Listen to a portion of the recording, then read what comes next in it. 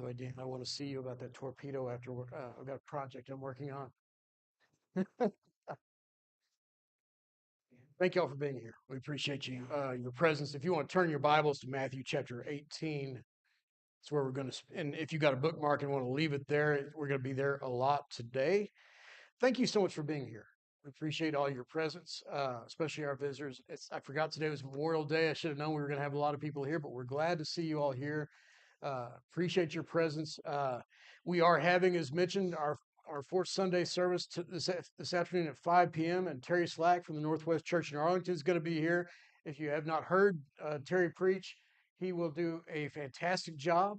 And it will be well worth your time. We're going to be talking about the Bible and looking at the Bible as either a set of instructions or as a love letter.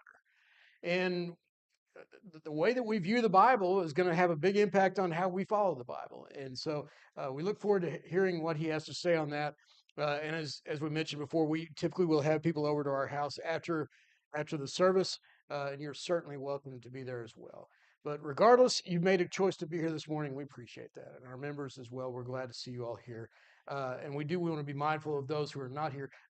We didn't mention Sister Hattie. She hadn't been here in a couple of weeks. I assume she's been um, well, she has the flu. Oh, well, there you go. So let's be mindful of her in our prayers as well. I wanted to today get back to something we touched on briefly in the parables class a few weeks ago. We were in Matthew 18, and we were talking about the parable of the lost sheep in the context of what Jesus is talking about here in this passage. And we kind of breezed over this section that I think gets a lot of attention in the world and maybe is not always applied in the way it needs to be applied. If you read with me, beginning in verse 15 of Matthew chapter 18, it says, "If your brother sins against you, go and tell him his fault between you and him alone. If he listens to you, you have gained your brother. But if he does not listen, take one or two others along with you, that every charge may be established by the evidence of two or three witnesses. If he refuses to listen to them, tell it to the church. And if he refuses to listen even to the church, let him be to you as a Gentile and a tax collector. Truly I say to you, whatever you bind on earth shall be bound in heaven, and whatever you loose on earth shall be loosed in heaven. Again I say to you, if two of you agree on earth about anything they ask, it will be done for them by my Father in heaven. For where two or three are gathered in my name, there I am among them." This is one of those passages that I suspect all of us have heard this passage, particularly that last sentence. That if two of you agree on this earth, if two or three of you are gathered together in my name, there I am in your midst. I suspect that we've all heard the applications that are made about this. Well, as long as there's two or three of us together, that's the church. And of course, the implications tend to be that means that we can do whatever the church does. We can worship together, and I'm preaching to the choir on this one because I've got brethren here who have visited and took time out of your schedule and out of your vacation to come worship with us because we see there's value, and we understand the principle that we're not just talking about two or three can go do whatever we want to do. But and I'm getting ahead of myself. We'll talk about that a little bit later. But we've all heard that application, right?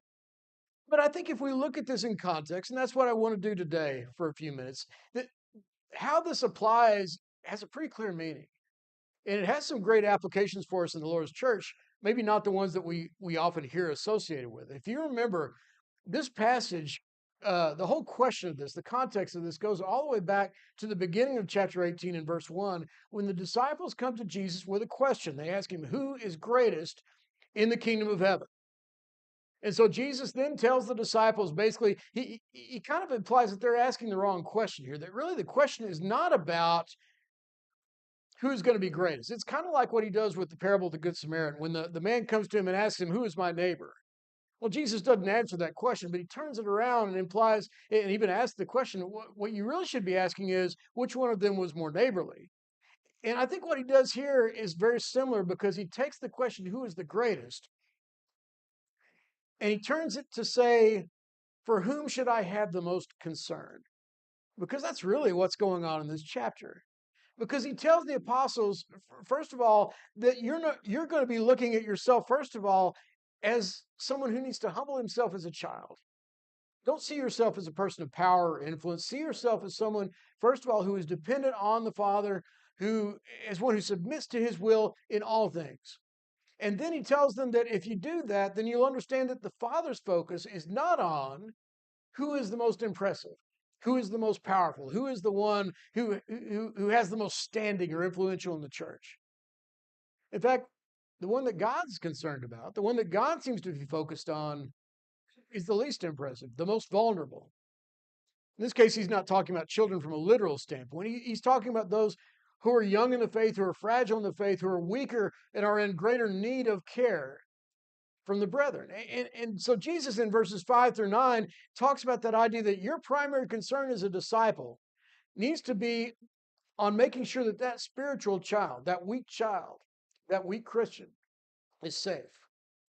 You're going to try to avoid potential causes of stumbling. It isn't about, getting the child to see you as important or getting him to look up to you in some way. It's about focusing on making sure that nothing gets in the way of how that child sees Jesus and what that relationship is going to be. Because Jesus' priority is to keep the child safe and bring the child back if he wanders away. And that's the context of the parable of the lost sheep in verse 10, that begins in verse 10.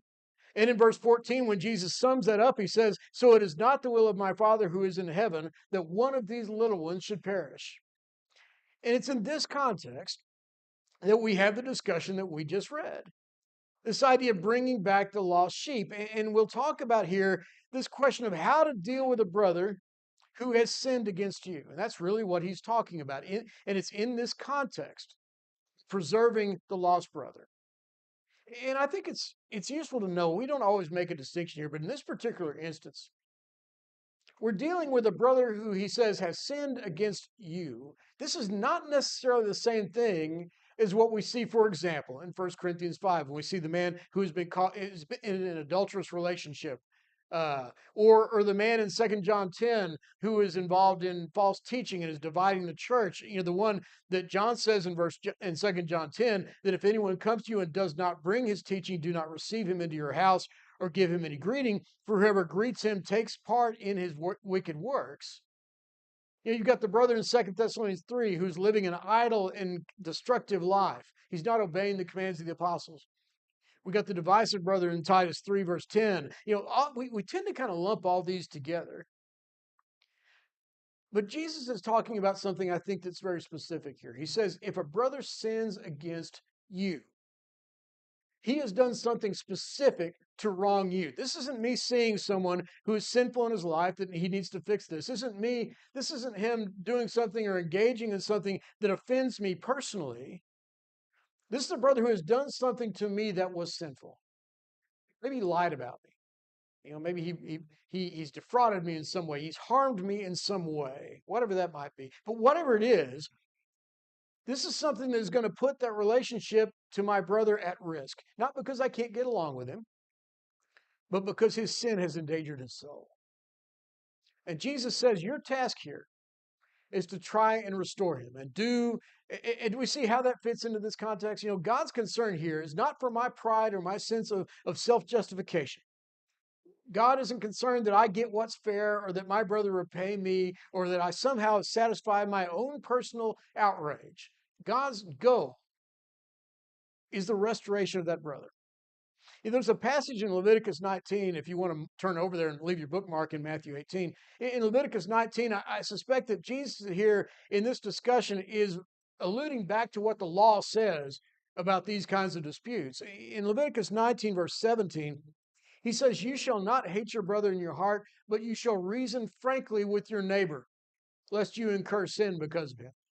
You shall not take vengeance or bear grudge against the sons of your own people, but you shall love your neighbor as yourself. That's written in the context of the idea that we're having to settle disputes among ourselves or someone who has wronged me in some way. So what's the point in this context of what we just talked about? I'm going to go to this brother in the spirit of reconciliation and humility. I just want him to own up to what he's done and to repent. I'm not looking to justify myself here. I'm not looking to satisfy my personal outrage. And I'm going to try to do that in a way that doesn't push him even farther away or even deeper into sin. I'm going to do my best not to be the stumbling block that Jesus has warned about earlier in this passage. This is a real connection, I think. In verse 5, if you remember, he said, whoever receives one such child in my name receives me, but whoever causes one of these little ones who believes in me to sin, it would be better for him to have a great millstone fastened around his neck and to be drowned in the depths of the sea. Do you think that image is going to have a bearing on how I approach that brother? Knowing that that's what's at stake, that's going to be a very different tone and attitude, isn't it, when I talk to somebody? When my goal is preserving a relationship as opposed to my goal being to justify myself, and knowing that I'm going to be accountable for how this conversation goes. So Jesus says, if he listens to you, you've gained your brother, which of course that's the desired outcome. But what if it doesn't? Well, that might be a good point. I would suggest if we're talking about ourselves and we're thinking about how I apply this in my own life, might be a good point for me to step back and ask some questions of myself. Namely, how important is this thing really? Knowing what Jesus has just said and what is really at stake here. Did this man really sin against me? Or did he just hurt my pride? Did he just do something that I didn't like? Is this really a sin that's going to condemn this brother to hell if he doesn't repent? What if the only reason that this action was sinful to begin with was that I viewed it to be hurtful or offensive to me? If we ever been, I suspect all of us have been in that situation. Its impact on me, how I responded to it, was what turned something that was harmless in and of itself into something that was sinful. Some simple thoughtless word or action that somebody may have had, maybe some imposition on me that I didn't like, or maybe he did something without considering how it impacted me in some way. Something that, had I not been hurt by it, I probably wouldn't even consider it sinful at all. Have we ever been in that situation? I suspect we've been on both sides of that situation. Because if I'm thinking about the consequences of this, what if I turn something minor into something major? What if I keep pressing this and it blows up the whole relationship and I push him away from the Lord? Maybe this is something that I could resolve at a later time when we're both cooled down a little bit. Or when maybe I'm not going to feel the same way about it as I did at one point. Maybe it's really not going to be as big of a deal. Or maybe this is something kind of along the lines of what Paul talks about in 1 Corinthians 6. The story he's talking about there is the problem you've got Christians suing each other in public court over things that shouldn't matter. And his point is, if it gets to that point, rather than having the Lord shamed in front of the Gentiles and rather than risking division, he says, why not simply take the wrong? Why not just incur the loss yourself? Why is it worth going forward at this point? I think sometimes we talk about this process as if we are absolutely locked into the obligation of escalating if the brother doesn't repent. But if this is going to be a his word versus my word situation, where the only thing at stake really is my pride, I want to make sure that everybody understands that I'm right and he's wrong. Maybe it's time to drop this issue and simply take the wrong. I suspect how many divisions could we have avoided in the Lord's church if we'd been willing to do that? But that's not always the case, is it? Sometimes it is a serious issue. Sometimes it really does matter. If this is really an ongoing problem of sin, that this person's soul is in danger as a result of that, then we've got to go on to that next step, don't we? In verse 16, he says in verse 16 of chapter 18, but if he does not listen, take one or two others along with you, that every charge may be established by the evidence of two or three witnesses. And this, again, is in keeping with what the law of Moses said about those things. Over in Deuteronomy chapter 19 and verse 15, you don't have to turn over there for this one, but he says in verse 15, a single witness shall not suffice against a person for any crime or any wrong in correction with any offense that he has committed. Only on the evidence of two witnesses or three witnesses shall a charge be established. And in verse 17, later on in that chapter, he describes what that process is going to look like. He talks about how both parties are going to then come together. They will appear before the Lord, before the priests and the judges who were in office in those days. So I think what Jesus is describing here is that you as disciples are going to handle your disputes in the same way under the law. You're going to bring witnesses, and if that does not resolve the situation, then you're going to take the matter to the church before those who are in authority. And that's what Jesus says in verse 17. Take it before the church. And by that, I would say I'm fairly sure that he's talking not about he's talking about the church leadership or representation of the church. He's not describing a public hearing where, and I've seen this happen, where you get a brother, get him down on the front row in front of the entire congregation, and we roll out the list of things that he's done, and we confront him in front of everybody. I don't know if that's necessarily what's going on here. But he is talking about the idea of the church leadership acting on behalf of the church, interceding in this dispute based on the established testimony of the two or three witnesses. And in verse 17, he says, if he refuses to listen even to the church, let him be to you as a Gentile and a tax collector. Just as extra credit here, I don't think that Jesus here is justifying how they were treating the Gentiles and the tax collectors. I don't think he's saying, yeah, you've got it right how you're treating these people with contempt over here. That's not necessarily what he's saying. But what he is saying is that's what it's going to look like in this relationship with a brother who's continuing in sin and will not repent. Now, of course, we understand that there's a caveat to that as well, and it's in a number of occasions, specifically 2 Thessalonians 3, where Paul's talking about a situation like this. He's, how are you going to treat this brother? What's that going to look like? And he tells them in verse 14 of 2 Thessalonians 3, if anyone does not obey what we say in this letter, take note of that person, have nothing to do with him, that he may be ashamed. Do not regard him as an enemy, but warn him as a brother.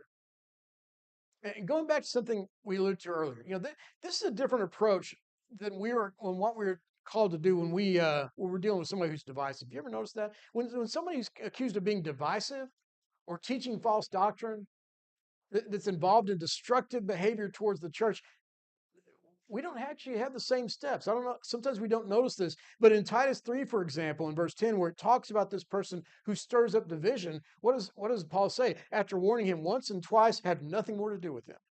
Knowing that such a person is warped and sinful, he is self-condemned. There's some people, you need to cut this person loose.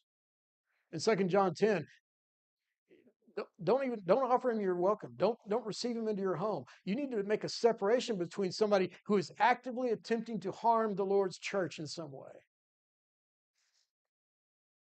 But in this case, we're talking about a brother who's weak and struggling, caught up in sin. That's the person, in Galatians 6, Paul says in verse 1, if anyone is caught in a transgression, you who are spiritual should restore him in a spirit of gentleness. I can't restore somebody if I don't talk to him. If I've just cut him out of my life. This implies an ongoing effort to bring that person back. Isn't that fair to say? Now, Jesus has just said that God's concern is the restoration of that weak brother. And he's just said that anyone who caused him to stumble would be better off drowning in the sea. And now I've just pushed this brother out of the community of believers. If I have an ounce of self-awareness about myself, do you think that I'm concerned about that? I suspect we got elders here. You think they're concerned about making this kind of a decision when you have to withdraw from a member, and now you got to go home at night and say, did I do the right thing? Should we really have done this? Did we go too far? What if something happens as a result of this? What if we drive him even farther away? Because God's going to hold us accountable. If this brother doesn't eventually come back to us, if I've done something to stand in the way, I'm accountable for that. It'd be hard for me to imagine how we could go through any of this.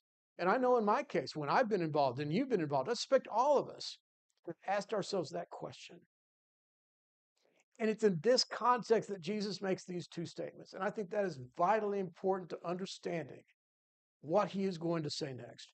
Because Jesus is saying these next two statements to reassure the apostles that if you get to this point and you've done everything in the right spirit and according to God's instructions, you can have the assurance to stand firm in that decision. You don't have to vacillate. You don't have to give into that temptation that says, we've been trying this for a while and it's not working and it seems like it's doing more harm than good. Maybe we should just forget the whole thing and just drop this. Oops, I think we've got some issues with the slides. So I think that's the point Jesus makes. And he starts off in verse 18. When he makes this statement, he says, truly I say to you, whatever you bind on earth shall be bound in heaven, and whatever you loose on earth shall be loosed in heaven. And now I could do a whole lesson. In fact, I have done a whole lesson on this passage. But I'm going to deal with it briefly, because it is important to understand. This is one of those passages that we can easily take out of context. But this is where the translation doesn't always help us. Some of you may have this translated slightly different. If you're going to bear with me a little bit with the grammar, the word bound here is what is called a participle. You may understand what that is. You may not. It's not important. It's combined with a future form of the word to be or is, which means that the subject of this sentence, whatever you bind on earth, that's the subject, is being described as something that will have been bound already in heaven. Some of your translations may actually render it that way. That's the correct translation. It's called, you're going to love this, a future perfect periphrastic tense. That sounds like something out of a Mary Poppins movie or something like that. It's just, you don't need to understand that word, but you do need to understand what we mean by that. Because we use that kind of language all the time. The idea of will have been bound. For example, we're going to have a get together today. And I tell Laura, all right, I'm going to call the grocery restaurant or whatever. And I'm going to order some things and I'm going to go ahead and give them my credit card and pay for that now. So that when you go to pick those things up later, they will already have been paid for. Well, I think we understand that principle, right? That's pretty easy to understand. We're talking about how something that you're going to do in the past, in the present, or in the future. See, I don't even understand it. Something that you're going to do in the future by the time you get to the point where you're going to do it, something that I have not yet done yet will now be in effect. I probably just made that more confusing. But we understand that concept, don't we? This is not that hard. The idea he's saying is whatever you have done in this occasion, when you have done what God has called you to do, what you have decided will already have been bound. Your actions are already in line with what God has already decreed to happen. You aren't the one making the separation. God's already separated. God's already done this. This is something that is in line with what God has called you to do. And on the other hand, on the other side of that, if you forgive a brother and you've done everything you're supposed to do, you're also doing what God is also willing to do and has already done. So the idea of this passage, it seems to me, is to give assurance to the apostles and to us that even when this decision is painful and difficult, you can have confidence that this is God's will. And with all that, well, we got 20 minutes to get to actually what we're going to talk about today. That gets us to this statement. I am so sorry. I don't know what's happened with our slides today, but they're completely messed up. And that's when he gets to this next point. And this leads us into where we're going. In verse 19, he says, again, I say to you, if two of you agree on earth about anything they ask, it will be done for them by my Father in heaven. Now, when he says, again, I say to you, that means exactly what it sounds like. Jesus is reiterating something for the purpose of emphasizing it. You know, this is brought up in a couple of other places. This technique, I guess if you want to say, is used in a couple of places. And both times it's used in this way. Matthew 19 in the next chapter, for example. If you remember, the rich ruler comes to Jesus. He says, what do I lack? And Jesus says, you need to sell everything you have, give it to the poor, come follow me and be my disciple. And he walks away sad because he's not willing to do it. And Jesus says in verse 23 to his disciples, truly I say to you, only with difficulty will a rich man enter into the kingdom of heaven. Again, I tell you, it is easier for a camel to go through the eye of a needle than for a rich person to enter the kingdom of God. In other words, I'm going to say it in a different way and I'm going to emphasize it, but I'm saying essentially the same thing. I'm making the same point. Over in John 10, when Jesus is telling the story of the shepherd and giving the analogy of the door to the sheep, and he tells them in verse 1, truly, truly, I say to you, he who does not enter the sheepfold by the door, but climbs in by another way, that man is a thief and a robber. But he who enters by the door is the shepherd of the sheep. And he continues on. In verse 6, John writes that this figure of speech Jesus used with them, but they did not understand what he was saying to them. So Jesus again said to them, truly, truly, I say to you, I am the door of the sheep. Notice in both times, Jesus doesn't repeat what he said. He reiterates what he says. He rephrases what he has said. And that's what's going on in verse 19. What we're seeing here is that whatever we read in verse 19 needs to be read in the context of verse 18. Does that make sense? So when Jesus says, again, I say to you, if two of you agree on earth about anything they ask, it will be done for them by my Father in heaven. What's the overriding context of this? The overriding context is that whatever is being asked here has to be something that is in line with God's will. The assumption is that the two are going to be asking something that is in effect already been agreed upon by God. And I think Jesus even broadens the context a little bit to say that really any aspect of the apostles' ministry, anything that you're involved in, when you're acting in accordance with God's will, God's going to approve of that action. I can have confidence in that. If you ask God for something that is in line with his will, it will be done for you. But this isn't a case where we're saying, well, if you get two Christians to agree on anything, that means it's okay. You know, I would like to think that we don't need to explain. That should be pretty obvious, right?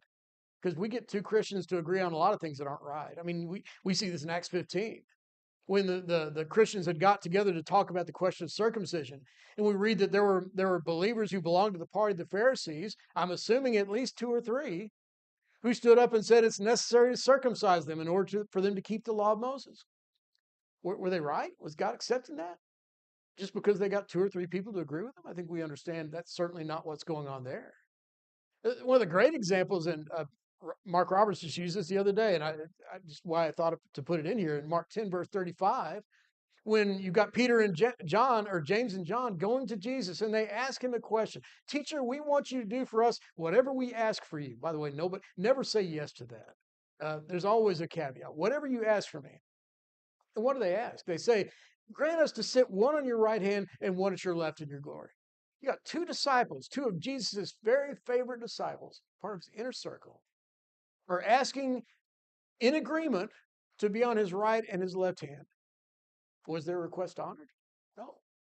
In fact, Jesus tells them in verse 40, to sit at my right hand or my left is not mine to grant.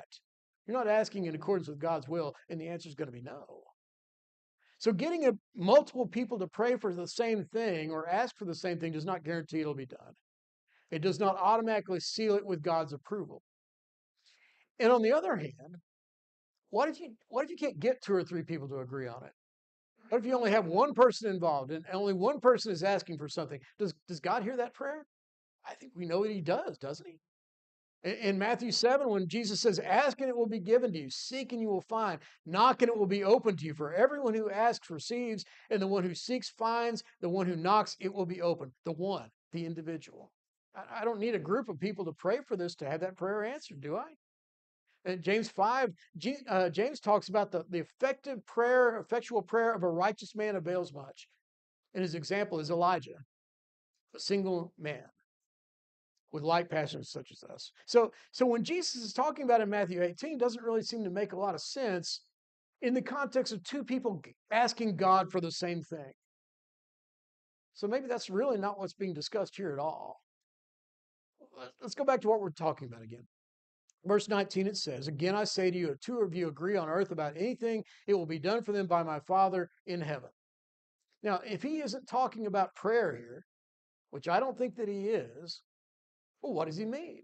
Well, we start with the understanding that any decision to separate from a brother is going to be done collectively.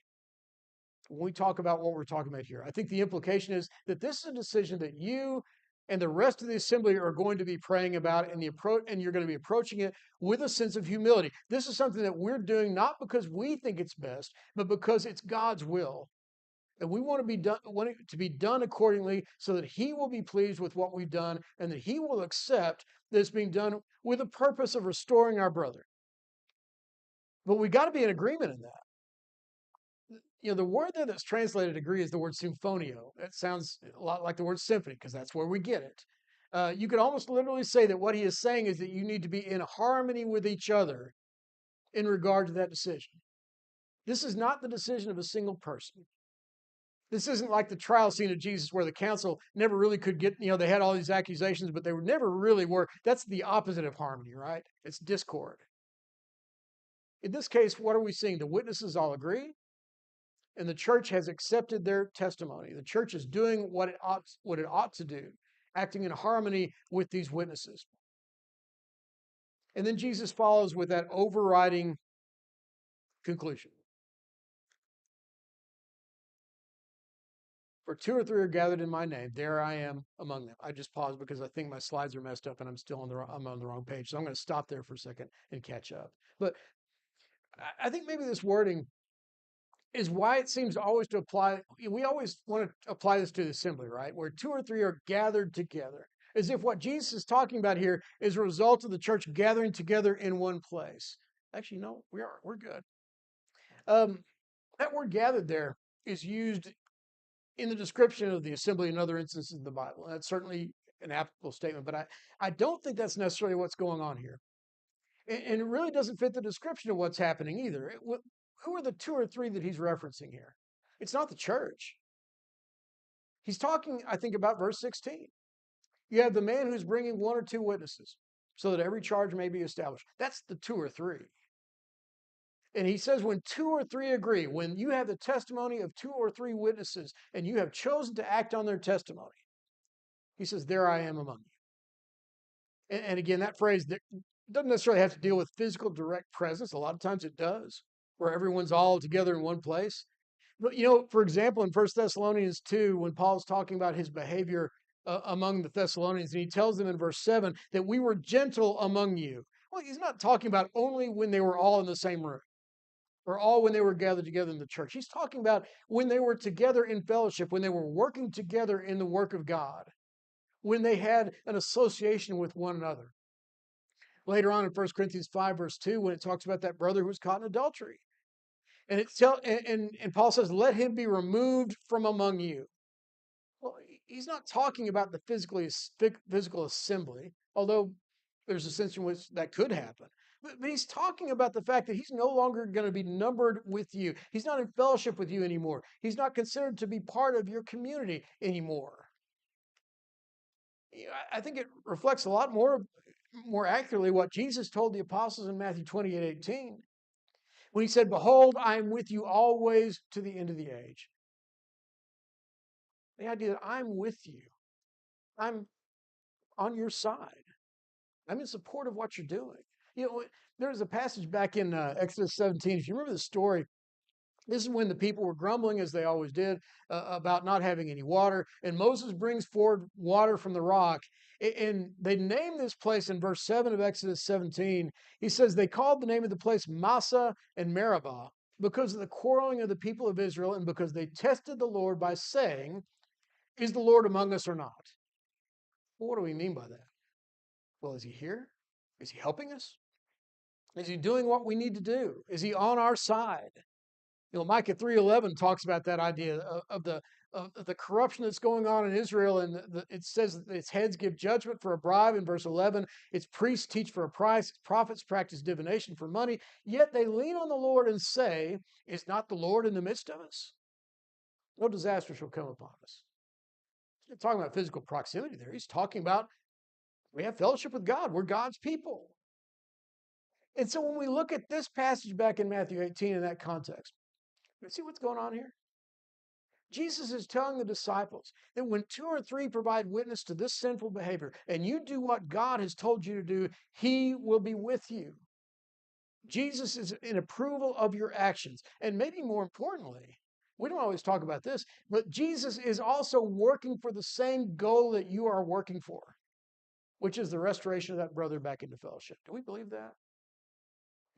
I remember there's passages like this, for example, in Acts 11, verse 20, where it's talking about the brothers going out and preaching in Antioch and to the Greeks. And it says in verse 21 that the hand of the Lord was with them, and a great number who believed turned to the Lord. I don't know what that looked like. I don't know practically how that worked. But what it says is that God was involved in the conversion of their souls. And I think what we see here is that Christ is involved in trying to bring that brother back because you're doing it according to his authority. So when we look at this passage and we have this assurance in this context, notice what's missing here. Let's talk about what this is not talking about. There's no discussion about worship here. There's no discussion about the Lord's Supper here. There's no discussion about anything other than the disciples who are making a decision together as a group. And he's saying that the word of two or three witnesses who have been approved by the church is accepted by God. Two or three are not called the church in and of themselves, but they are members of that assembly. So the passage is not teaching that when two or three members get together to go do something apart from the church, that they become their own assembly. The gathering together here if it is a literal gathering at all, is referring to an action that is taking place as a function of the local church. They then report what they've done to the church, if you remember, and the church then acts on it. The two or three in this passage are not the church. And that's an important distinction that we need to have. In fact, when I decide to create my own assembly, because this is what a lot of brethren will do. As I mentioned earlier, I'm preaching to the choir here because we've got people here who clearly do not believe this to be the case because you're here with us instead of at the lake. And we're so thankful, by the way, that you are. But that idea that if we just take two or three of the local church apart and go off by ourselves, that's really the opposite of the whole concept of what we're reading here, isn't it? Because we're not doing that on behalf of the church. We're not doing it as an extension of the church's responsibility. We certainly aren't doing it as a fulfillment of God's commands.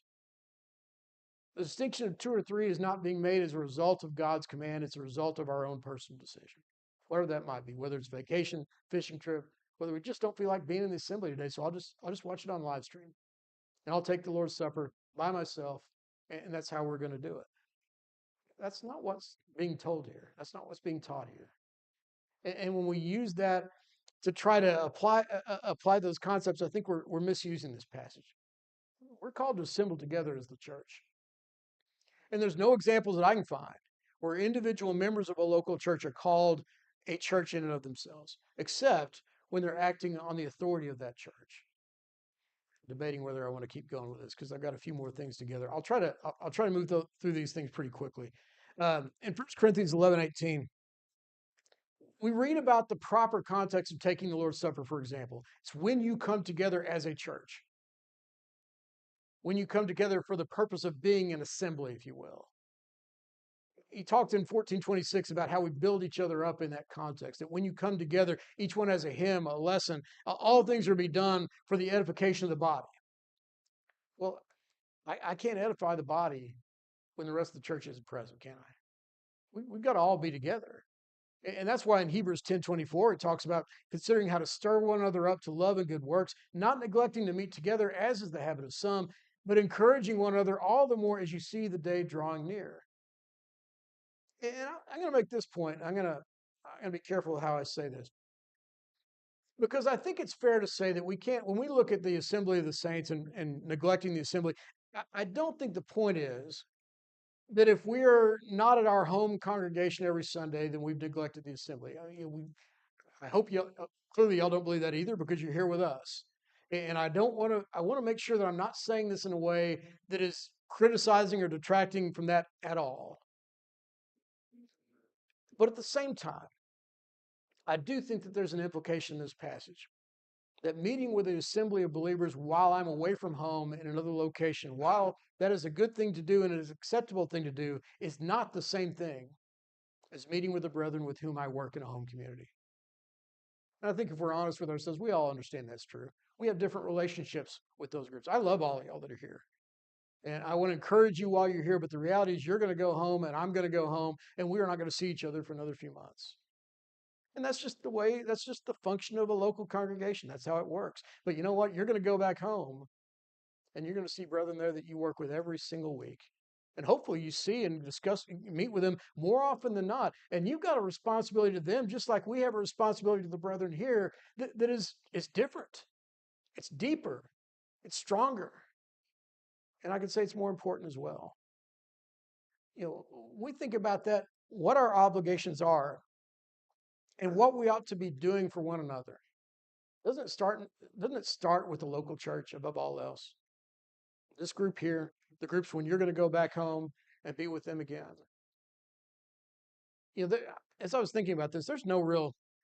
I've talked about this a lot, and I suspect we all have. There's no place in the passage in the Bible that directly talks about this idea of placing membership with a local church.